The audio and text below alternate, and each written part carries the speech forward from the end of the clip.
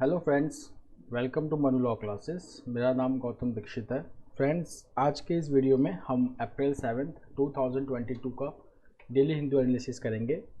Students aspirants who are going to appear in this year's CLAT AILET, वो अभी भी newspaper please आप पढ़ते रहिए, क्योंकि it has been observe that कभी कभी लेटेस्ट न्यूज़ से भी रिलेटेड पैसेजेस या क्वेश्चंस आ जाते हैं। So it is very important at least to see important news daily. Fine. So आज के न्यूज़पेपर की तरफ चलते हैं। आज का जो न्यूज़पेपर है वो एक एडिटोरियल जो है जो बहुत ही इंपॉर्टेंट है, that is India Nepal relation. इस एडिटोरियल में पूरा हिस्ट्री बैकग्राउंड और इससे पहले क्या क्या हुआ है इंडिया नेपाल के बीच में वो दिया हुआ है। It is a very nice article, we will discuss that and then we will see the new development in Russia Ukraine conflict. दो न्यू डेवलपमेंट्स हैं आज के। एक तो now India has offered help to end Russia-Ukraine conflict. The next is US has imposed new sanctions on Russia related to Russia-Ukraine conflict. So we are going to do that. After that, we will do a revision of Mullaperiyar Dam issue. क्या है? And then we will see Mission Vatsalya. Okay. And then from economics, one news is very important, that is Asian Development Bank's projection about India's GDP growth. So let's start the news. We will start today from editorial, which is very important. So this is the news, repairing the complex India Nepal relation. So यहाँ पे ये जो article है, it has come in the backdrop of a visit of Nepal's Prime Minister Sher Bahadur Deuba. Okay, now he has visited India last week. Okay, अप्रैल 1 से लेकर 3 तक। और ये जो प्राइम मिनिस्टर बने थे जुलाई 2021 में बने थे। इनसे पहले जो नेपाल के प्राइम मिनिस्टर थे ओपी कोहली। ओके, इनके बाद थोड़ा सा एक डिस्प्यूट चल रहा था वहाँ पे about the Nepali communist party जो डिवाइड हुई। उसके बाद ये जो देउबा हैं ये कांग्रेस पार्टी से है, Nepali Congress party, and now he is the prime minister of Nepal for the 5th time. Okay, now इस विज़िट का हम थोड़ा सा पॉजिटिव व्यू देखेंगे। बहुत सारे जो पेंडिंग प्रोजेक्ट्स थे उन्हें एक फिलिप मिला है। So one of the most important project is जो एग्ज़ाम में आ भी सकता है, that is 35 kilometre cross border rail link from Jaynagar Bihar to Kurtha in Nepal. ये आप प्लीज़ इसको नोट डाउन करेंगे। पहला है 35 kilometre cross border rail link from Jaynagar Bihar to Kurtha in Nepal. Then further it will be extended to Bijalpura and Bardibas. The next is that इसको technical support कौन देगा इस प्रोजेक्ट को? तो the technical support will be provided by Konkan railway corporation. The next project is the second project is that 90 kilometre long 132 kilowatt double circuit transmission line. ठीक है, this is going to connect Tila to Mirchaiya. Now it is very located to very close to Indian border. इसमें जो Exim export import bank है India का, it has given the concessional loan of ₹200 crore. Now the next is that agreement has provided technical cooperation in the railway sector, and now Nepal will be inducted into International Solar Alliance. And then Indian Oil Corporation and Nepal Oil Corporation, now they have concluded an agreement for regular supplies of petroleum products. The next and very important is Mahakali Treaty. ये जो Mahakali treaty है ये बहुत ही पुराना है। It was signed in 1996 when Mr. Deuba was the Prime Minister of Nepal. Okay, so here it covers constructing of barrages in Sarda, Sarda and Tanakpur. जो फिर इसकी जो ये एक हाइड्रो पावर प्रोजेक्ट है जिसकी कैपेसिटी होगी 6700 मेगावाट। ये जो हाइड्रो पावर प्रोजेक्ट है इसका नाम बहुत इंपॉर्टेंट है, that is Pancheshwar multipurpose project. So now this is $7 billion projects and both the countries have move forward with this project for constructing this.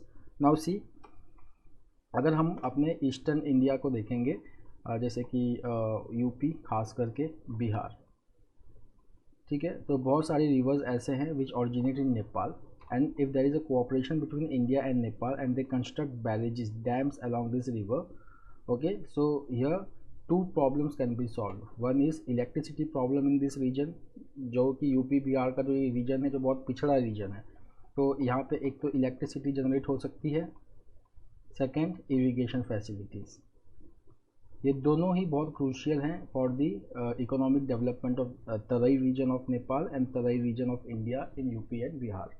आगे चलते हैं। The next is now Nepali Prime Minister Mr. Deoba, he has pushed for the ratification of Millennium Challenge Corporation। अब ये Millennium Challenge Corporation क्या है? Millennium Challenge Corporation एक US का project है नेपाल में for the development of infrastructure in Nepal. देखिए फ़र्क होता है, नेपाल जो है वो चाइना से भी पैसा ले सकता है अंडर BRI, या it can push through Millennium Challenge Corporation। BRI वो डेब्ट ट्रैप क्रिएट कर देता है, पहले से ही चाइना ने नेपाल ने कहा है कि it wants interest not more than 2% on loans taken from China, cap करना चाहता है। बट अगर हम इसको मिलेनियम चैलेंज कॉरपोरेशन से कंपेयर करें, so millennium challenge corporation it is going to provide grant of $500 million for building 318 kilometer of high voltage transmission lines and 300 kilometer of east-west highway। Now this agreement was signed in 2017 when Mr. Deoba was serving as the Prime Minister of Nepal for the 4th time। Okay, now the next is India के लिए खास करके China's growing role. तो ये जो China's जो growing role हुआ है नेपाल में, it all started from 2014-15 when India had imposed an official blockade which generated quite resentment in Nepal against India, and now this situation was exploited by then Prime Minister of Nepal Mr. KP Sharma Oli। Now Mr. KP Sharma Oli, okay, Kharga Prasad Sharma Oli, Kharga Prachand Sharma Oli, now he moved towards China, so he signed an agreement on transit transportation which provided Nepal access to 4 seaports and 3 land ports। After that there was a joint military exercise between China and Nepal in 2017, and later China provided $32 million grant which is called as military grant। अब उसके बाद Nepal is getting annual development assistance of $120 million as of today। Then there is an expansion projects in airport at Pokhara and Lumbini। So this all suggests growing influence of China in Nepal। Okay, now this comes as a challenge to India that how to manage these differences, because Nepal it shares border with Tibet as well as India also। Okay, but अब यहाँ पे अगर हम देखेंगे तो एक treaty mentioned है, that is 1950 treaty of peace and friendship which was originally solved by Nepali authorities in 1949। This treaty it provides open border between India and Nepal, and Nepali citizens to have the right to work in India। Okay, the next irritant in India Nepal relation is demonetization। Nepal में बहुत सारे ऐसे लोग हैं, जो नेपाल का central bank है, they are authorized to keep Indian currency, but after demonetization this currency which became null, so that is the problem between India and Nepal। The next is the boundary issue between India and Nepal। तो जो boundary issue है, this is related to a area called as काला पानी। अगर exam में आता है कि काला पानी बाउंड्री डिस्प्यूट किस दो कंट्री के बीच में है, सो काला पानी बाउंड्री डिस्प्यूट जो है वो इंडिया और नेपाल के बीच में है। ओके,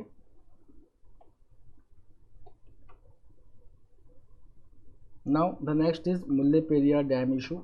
सो यहाँ पे कल भी हमने ये न्यूज़ किया था, it comes related to national issues. So यहाँ पे सेंट्रल वाटर कमीशन ने सुप्रीम कोर्ट में एक बात रखी अपनी कि मुल्ले पेरियार डैम के लिए कोई नया कमेटी बनाने की ज़रूरत नहीं है, जो करंट सुपरवाइजरी कमेटी है उसको कंटिन्यू करने दीजिए 1 साल तक। उसके बाद नेशनल डैम सेफ्टी एक्ट के अंदर there will be national dam safety authority which can later take over the function of this supervisory committee. Okay, now see this national dam safety authority, तो जो अब हमारा जो ये नेशनल डैम सेफ्टी एक्ट है, national dam safety act, ठीक है, ये कुछ स्ट्रक्चर्स क्रिएट करता है, जिसमें से एक है national dam safety authority NDS से, दूसरा है it creates a structure called as HDS से। हमने कल के न्यूज़ में किया था कि India has the third largest dams in the world, that is 5700, more than 80% of that dam is 25 years old. So there will be National Dam Safety Authority which will be implementing the safety protocols related to dam, as well as there will be state authority which will be issuing these policies for state level dams. But अगर कोई dam ऐसा है which is located in different state and irrigating the area in different state, so it will be under National Dam Safety Authority. तो मुल्ले पेरियार का case भी ऐसा ही है। ये डैम कंप्लीट हुआ था 1896 में, आज से 126 साल पहले, और इशू ये है कि ये डैम जो है वो लोकेटेड है इडुक्की में, which is in Kerala, but the water is used bye Tamil Nadu for irrigating area in arid region of Madurai. Okay, अब यहाँ पे इशू क्या है कि इरीगेशन के लिए से कौन यूज़ करता है? Tamil Nadu. So Tamil Nadu wants that height should be not restricted to 142 feet, it should be 152 feet। जितना ज़्यादा पानी होगा उतना ज़्यादा वाटर अवेलेबल होगा इरिगेशन के लिए, but Kerala wants it that it should not be more than like 132 feet। तो 2014 में सुप्रीम कोर्ट का जजमेंट आया था which fixed the height at 142 feet considering the safety issue। Kerala is always saying that this dam is very old, it can break any time, and this dam should be replaced and a new dam should be constructed, otherwise whenever there will be a flood in the low lying area of Kerala, okay, it can cause damage in the riparian state of Kerala। But Tamil Nadu चाहता है कि इसकी एक safety audit हो जाए, this dam is safe, इसकी एक structural safety audit हो जाए, उसके बाद इसकी हाइट जो है वो 142 से 152 फीट कर दी जाए, which is strongly opposed by Kerala. Now the next is that Mulle Periyar Dam, it is a dam which diverts two rivers which are flowing into Arabian Sea, that is Mulla and Periyar। So it diverts these two rivers towards Bay of Bengal। इसको river diversion project भी कहते हैं। The next is the child at the centre.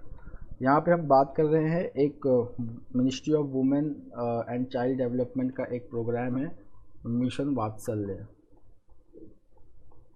Mission वात्सल्य।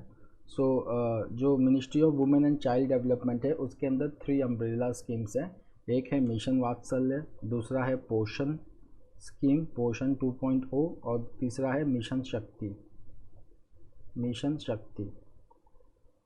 तो जितने भी schemes हैं इस मिनिस्ट्री के, ministry of women and child development के, वो 3 अम्ब्रेला स्कीम के अंदर डिवाइडेड है, mission Vatsalya, Poshan 2.0 and mission शक्ति।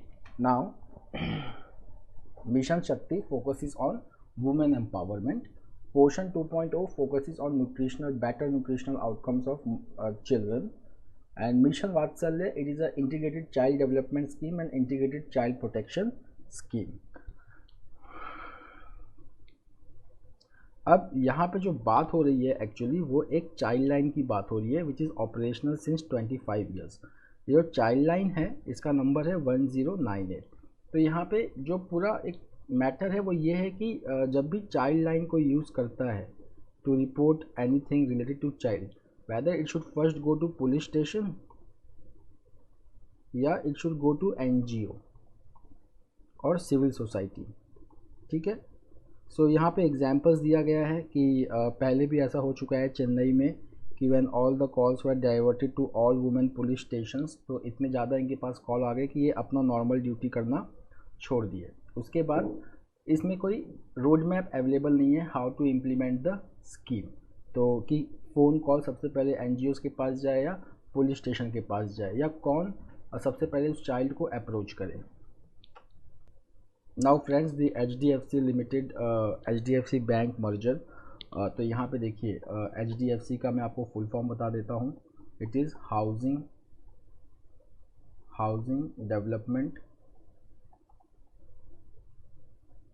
Development finance corporation.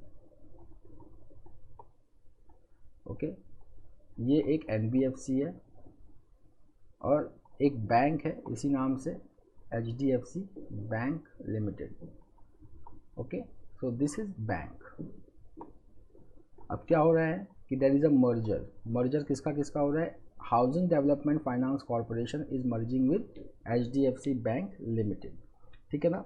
अब इंडिया में क्या हो रहा है कि NBFCs के जो रेगुलेशंस हैं which they are becoming aligned with the regulations of bank. India में बैंक को कौन रेगुलेट करता है, RBI। Okay, so here housing development finance corporation is merging with HDFC bank limited. It is one of the mega merger of this year, and over here it will be going through series of regulatory approvals, तो यहाँ पे देखिए फ़ायदा क्या हो जाएगा, फ़ायदा ये हो जाएगा कि HDFC बैंक लिमिटेड को HDFC लिमिटेड के सारे कस्टमर्स मिल जाएंगे, वो लोग जिन्होंने HDFC लिमिटेड से हाउसिंग लोन्स लिया हुआ है। और फिर हाउसिंग डेवलपमेंट फाइनेंस कॉरपोरेशन को जो HDFC बैंक के जो पैसा है, जो डिपॉजिट्स हैं, वो सारा अवेलेबल होगा, ठीक है।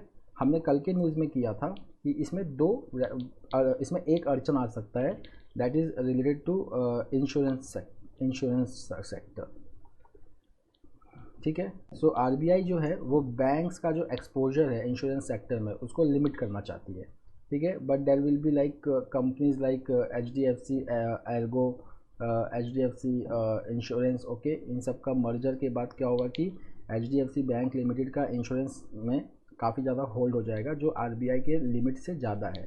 So this can be one of the problem over here. Now friends, coming to this news, this is very important. इसमें जो है ये particular information काफ़ी important है कि जो lawful interceptions होता है और monitoring होता है phones के, tapping जिसको कहते हैं, it is governed under section 5(2) of the Telegraph Act 1885 and section 69 of the Information Technology Act 2000. The next is second edition of Swan Drone Contest launched. तो यहाँ पे डिफेंस मिनिस्टर जो हैं इन्होंने second edition of Mehar Baba क्या है, it is swarm drone competition by the Indian Air Force for Indian startup to develop a swarm drone based system. ये किसके लिए है, to detect foreign objects on aircraft operating surfaces, ठीक है। इसके लिए एक ड्रोन सिस्टम कंपटीशन होने वाला है, so that is called as Meher Baba Swan Drone Competition.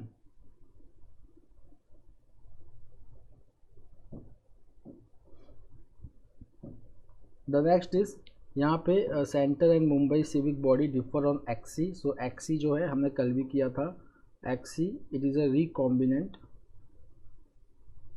Recombinant strain of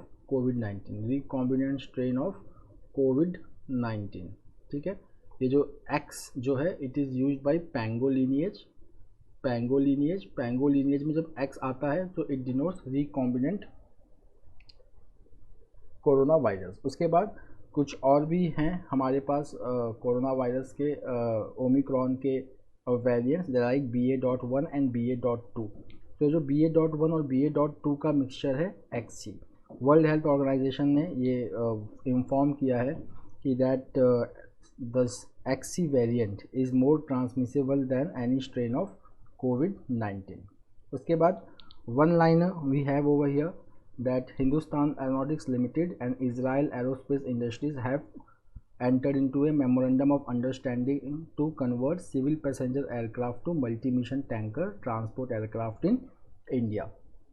Okay, now if you will just see that India और Israel के बीच में जो डिफेंस कॉरपोरेशन है वो काफ़ी ज़्यादा है। Defence cooperation, the formal diplomatic relation between India and Israel it started in 1992 और इसी साल हमने अपना 30 ईयर का एनिवर्सरी सेलिब्रेट किया by releasing a logo which had Ashoka chakra and star of David.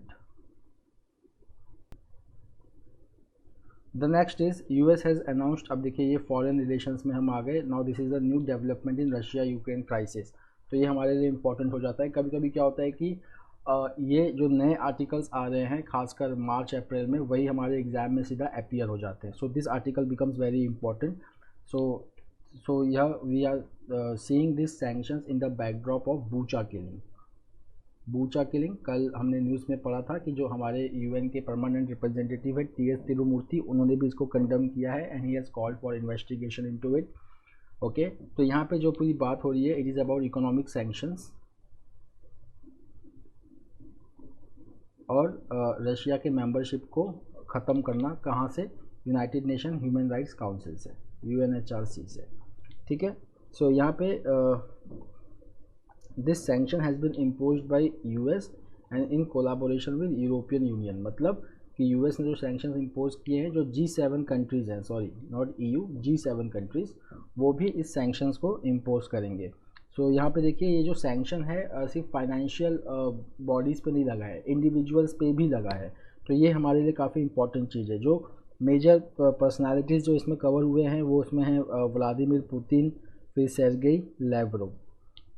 So now let's see the detail of this sanction. So here is that there will be full blocking sanction on Russia's largest bank, which is called as Sberb Bank. Then largest private sector bank Alpha Bank. इन दोनों के ऊपर sanctions लगा है. और ये भी sanction लगा है कि no US person is permitted to transact with these banks. उसके बाद if you will just see that there is now energy sanctions also that already is happening over there. उसके बाद देखिए और किसके किसके ऊपर सैंक्शन लगा है. मिस्टर पुतिन और मिस्टर लैवरोव के वाइफ और डॉटर्स के ऊपर सैंक्शन लगा है. उसके बाद जो फॉर्मर प्रेसिडेंट और प्राइम मिनिस्टर हैं दिमित्री मेदवेदेव और former prime minister Mikhail Mishustin, इन सब के ऊपर सैंक्शंस एक बार फिर से लगा है. Will India be impacted because of this? So if you will just see that India is not directly impacted by this new set of sanctions because these sanctions are specific to US, EU and G7. India is not a member of G7. Okay. Now will India follow it? तो ये depend करता है because India को इस बार के G7 में invite किया गया था. ठीक है, along with Australia and south Korea. So India was invited to G7. So talks are going on that India should also impose these sanctions. India is already buying cheap oil from Russia. The next is John Lee. He is going to be the new leader of Hong Kong. तो हमने कल पढ़ा था कि carry Lam जो हैं, current leader Carrie Lam, she is going to resign after her first term completes. Now on her place a new officer will be appointed, that is John Lee. So this appointment is important from a point of view of one liner. So John Lee, who has previously served as Chief Secretary since June 2021, now he will be the new Hong Kong leader.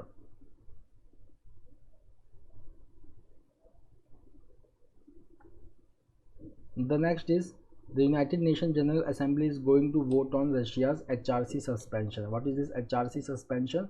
Human Rights Council के membership से suspension. Okay, human rights council के membership से suspension. Now why this suspension? Because of Bucha killing. ठीक है ना. Bucha एक जगह है यूक्रेन के कैपिटल कीव के पास जहाँ पे more than 400 people have been found dead and is being said that it was carried out by Russian forces.